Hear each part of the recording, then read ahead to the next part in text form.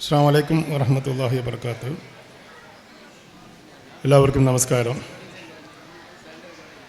ഏറെ ബഹുമാന്യനായ എന്തുകൊണ്ടും പ്രസക്തമായ ഈ ചടങ്ങിൻ്റെ അധ്യക്ഷൻ ബഹുമാന്യനായ ഉസ്മാൻ കോഴി, ഇവിടെ സന്നിഹിതരായ ജീവകാരുണ്യ പ്രവർത്തന രംഗത്ത് നേതൃത്വം വഹിക്കുന്ന ഒട്ടനവധി വ്യക്തികളുണ്ട്. എല്ലാവരോടും പേര് പറഞ്ഞ് സമയം കളയുന്നില്ല.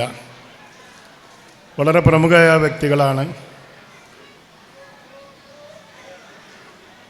ബഹുമാന്യരായ അത്താണിയുടെ നല്ലവരായ അത്താണിയെ സഹായിക്കുന്ന ഈ നാട്ടുകാരെ, സഹോദരി സഹോദരന്മാരെ, സത്യത്തിൽ ഞാൻ പങ്കെടുക്കേണ്ടത് ഈ 4:30 മണിക്ക് ഇവിടെ നടന്നിരുന്ന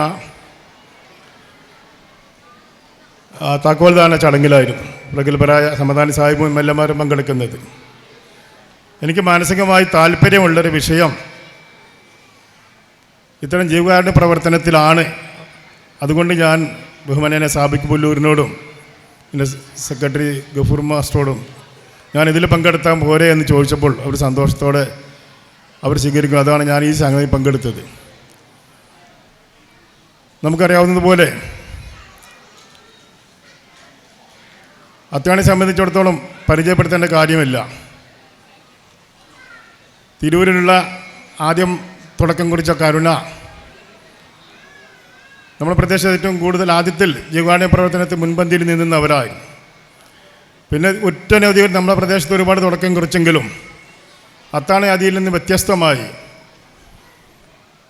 വളരെ പാവപ്പെട്ടവരെ തികച്ചും ഉത്തരവാദിത്തോട് കൂടിയിട്ട് അവരുടെ കടമ നിർവഹിച്ചുകൊണ്ട് ഒരുപാട് പ്രവർത്തനങ്ങൾ ചെയ്തുകൊണ്ടിരിക്കുകയാണ്. ഒരു ചെറിയ പ്രദേശത്ത് നിന്നുകൊണ്ട് ഒരു ജില്ലയിൽ ഒരു സംസ്ഥാനത്ത് ചെയ്യുന്ന കാര്യങ്ങളാണ് ഇവർ ചെയ്തുകൊണ്ടിരിക്കുന്നത്.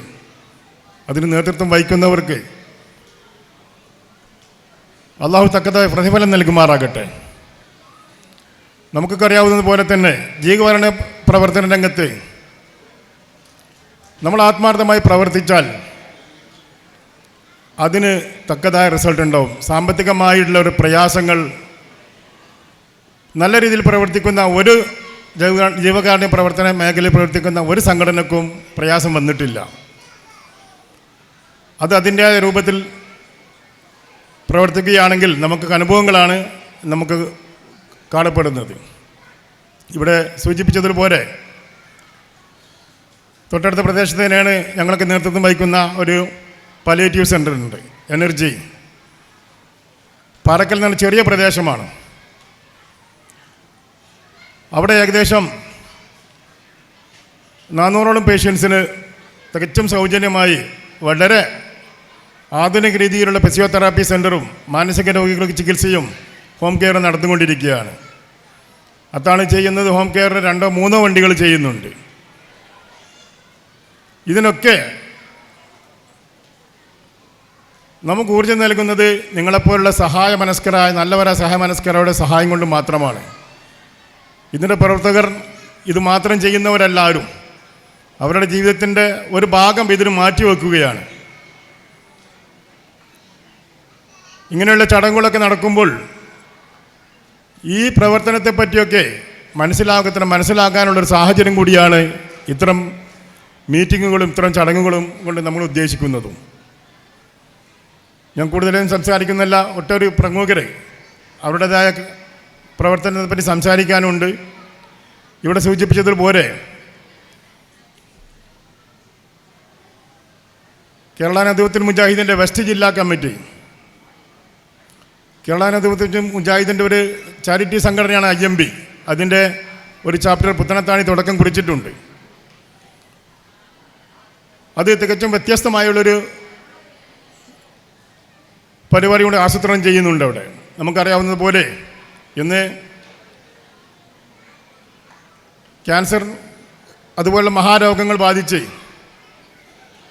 ഹോസ്പിറ്റലിൽ നിന്ന് റിജക്റ്റ് ചെയ്തിട്ട് അവരെ വീട്ടുകൾ നമ്മുടെ പാലിയേറ്റീവ് പ്രവർത്തകർ പോയി പരിചരിക്കുന്ന സമ്പ്രദായമാണ് നമ്മുടെ ഈ പ്രദേശത്ത് ഒക്കെ ഉള്ളത്.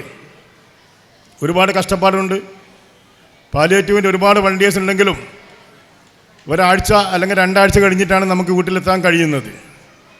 ആ രോഗികൾ വളരെയധികം പ്രയാസം അനുഭവിക്കുന്നവരാണ്. വീട്ടിലാണെങ്കിൽ പഴയ രൂപത്തിൽ ആളുകളുമില്ല. ഈ രോഗിയായി കിടക്കുന്നവരെ പരിചരിക്കാൻ മക്കളോ അല്ലെങ്കിൽ ബന്ധുക്കളോ ആരും ഇല്ലാത്തൊരു സാഹചര്യത്തിലൂടെയാണ് നമ്മൾ പോയിക്കൊണ്ടിരിക്കുന്നത്. അത്തരം രോഗികളെ നമ്മളോട് അഡ്മിറ്റ് ചെയ്തുകൊണ്ട് പാലിയേറ്റീവ് രംഗത്തെ പരിചരിക്കുന്ന ക്വാളിഫൈഡായ ഡോക്ടേഴ്സിൻ്റെയും നഴ്സസിൻ്റെയും ഉത്തരവാദിത്തത്തോടു കൂടി അവരെ കൃത്യമായി അവരെ പരിചരിക്കാനുള്ളൊരു സമ്പ്രദായമാണ് ഒരു 10 ബെഡോട് കൂടി ആദ്യം അവിടെ തുടക്കം കുറിക്കുന്നത്.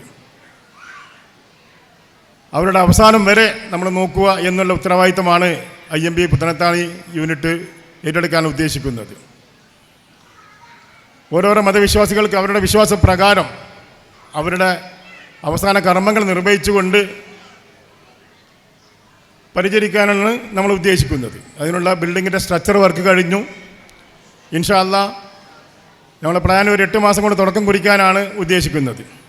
അതോടൊപ്പം നമുക്കറിയാം നമ്മുടെ മലപ്പുറം പ്രദേശത്ത് പ്രത്യേകിച്ച് മലബാറിലും കിഡ്നി സംബന്ധമായ രോഗം കൊണ്ട് എത്ര ഡയാലിസിസ് സെൻറ്റർ തുറന്നാലും നമുക്ക് അവർക്ക് സൗജന്യമായി ചെയ്തു കൊടുക്കാൻ കിട്ടുന്നില്ല. കോട്ടക്കൽ IMBയിൽ ഇപ്പോൾ ഏകദേശം 100-ൽ പരം പേഷ്യൻസ് വെയിറ്റിങ്ങിലാണ്.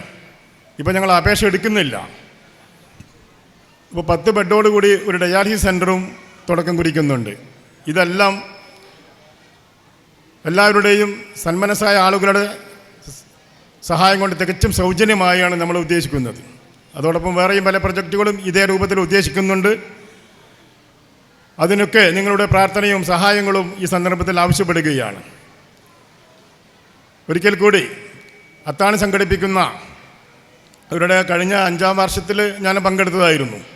പല പരിപാടികളും വിളിക്കാറുണ്ട്, സമയക്കുറവുകൊണ്ട് വരാൻ ഇല്ല. പ്രത്യേകിച്ച് സാബിക് പുല്ലൂരിൻ്റെ താല്പര്യം നേതൃത്വം വഹിക്കുന്നത് കൊണ്ടാണ് ഇവിടെ ഇങ്ങനെ രൂപത്തിലുള്ളൊക്കെ ഒരു കാര്യങ്ങൾ നടന്നു പോകുന്നത് നമുക്കും അറിയാവുന്നതാണ്. അതിനൊക്കെ അദ്ദേഹത്തിനും അതിനുള്ള സകല പ്രതിഫലം സർവശക്തി നൽകുമാറാകട്ടെ എന്ന് പ്രാർത്ഥിച്ചുകൊണ്ട് ഈ ചടങ്ങിൻ്റെ ഔപചാരികമായ ഉദ്ഘാടനം തുടക്കം കുറിച്ച് അറിയിച്ചുകൊണ്ട് എൻ്റെ വാക്കുകൾ ഉപസംഹരിക്കുന്നു. അസ്സലാമു അലൈക്കും വറഹ്മത്തുള്ളാഹി വബറകാതുഹു.